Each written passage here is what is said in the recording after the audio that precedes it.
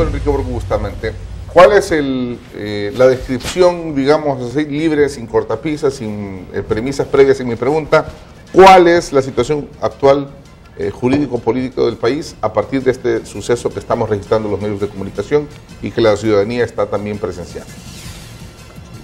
Bien, a esa pregunta sin cortapisas habría que contestar de que actualmente tenemos dos sentencias de la Sala Constitucional que han declarado inconstitucionales las elecciones de 2006 y 2012 de los magistrados de la Corte Suprema de Justicia y además una resolución de la Corte Centroamericana de Justicia en que suspende esos actos reclamados. En mi opinión, las dos sentencias de inconstitucionalidad son plenamente válidas y la Corte Centroamericana de Justicia no tiene nada que hacer en esta situación. De manera que mi creencia es de que existe ahora una inconstitucionalidad de parte de los magistrados elegidos para el 2012 y ellos, los que actualmente dicen que tomaron posesión de sus cargos, no son magistrados. Esa elección no tiene ningún valor. Muy bien. Doctor Hernández Valiente, ¿cuál es la situación actual del país? ¿Hay un choque de poderes, hay un golpe, hay un enfrentamiento, hay una crisis institucional? ¿Qué hay a su gusto, a su criterio? Bien, yo creo que sí existe realmente una crisis institucional, no se puede negar. Lo que los abogados no podemos aceptar es que haya un conflicto de poderes y que este conflicto de poderes haya generado una resolución de la Corte de Managua.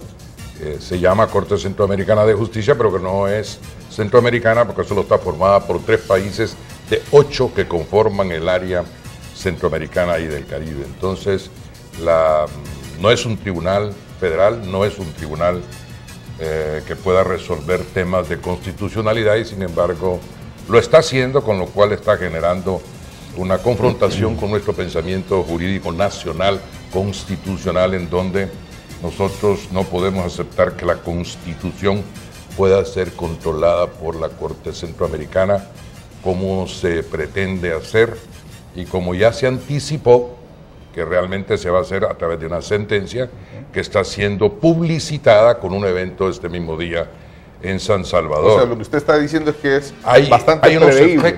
Hay unos efectos que se están viviendo, una consecuencia que se están viviendo y ahora hemos focalizado todos los salvadoreños la problemática de esos efectos que tuvieron sus orígenes en otros actos que de momento estamos olvidando, que son los actos legislativos que generaron esta problemática y que fueron controlados por el Tribunal Constitucional salvadoreño, que es la Sala de lo Constitucional. Esto no quiere decir porque la sala sea supranacional para no herir ninguna susceptibilidad de los oyentes, es decir, la sala ha cumplido con su rol que se le asignó en la Constitución del 83 y tampoco esto es aceptado por un sector político, no poblacional, político, que es algunos diputados del FMLN y otros que no se han manifestado, y los diputados de los pequeños grupos políticos que no son partidos políticos, porque la misma sala los canceló y ese es otro de los pecados que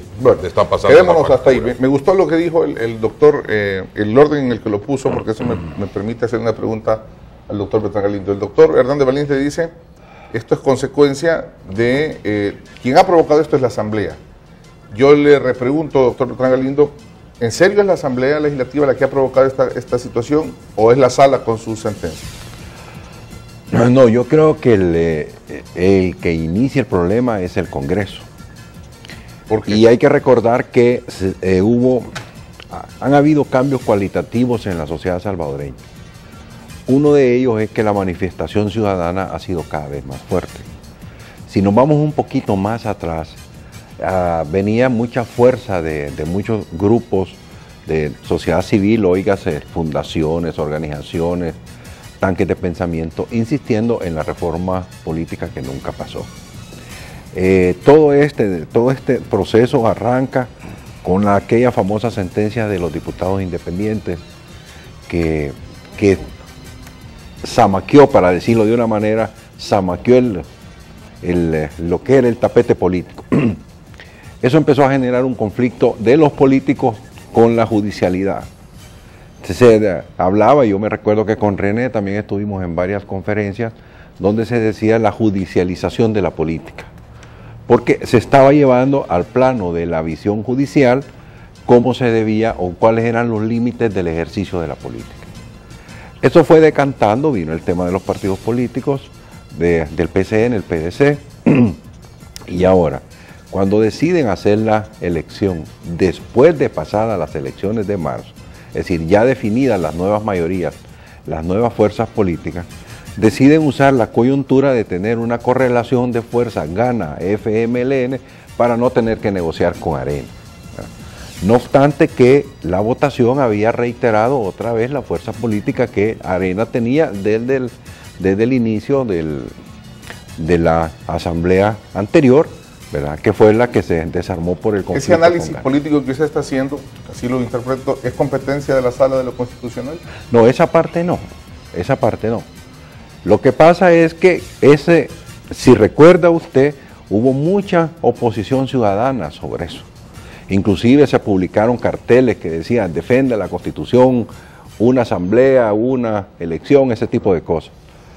Entonces, cuando la asamblea, ignorando la presión ciudadana, elige, entonces los ciudadanos se van haciendo uso de un recurso que tienen de pedir la revisión constitucional de esa decisión del Congreso.